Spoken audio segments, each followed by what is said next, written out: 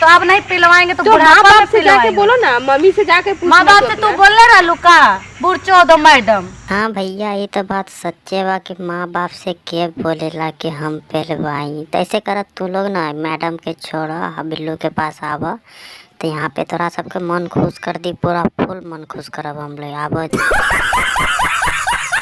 अरे इस साला के बाद साला हंसते वेला बातें बात में थोड़ा सा बात बोले ना तेरे, हंसते वेला साला गाड़िए में लोढ़ा डाल दे, गाड़ में लोढ़ा डाल के मुँह से निकाल दे साले हंसता। सुनो भैया लोग, ए मैडम जी अपनी के ऐसी कल जाले ये सब कलम का एगो ये सब, तो हम लोग क्या कहेंगे, हम लोग क्या कहेंगे, हम लोग को पिलवाने का उम्र हो गया। हाँ हाँ, तो हर सबके उम्र हो गई बा पिलवावे के। कई बड़का बड़का चुच्ची भी लौकता। आवा बिल्लू के पास खूब ठोकी, मन भर के ठोकी, हमरो के मन भर जाई। आवा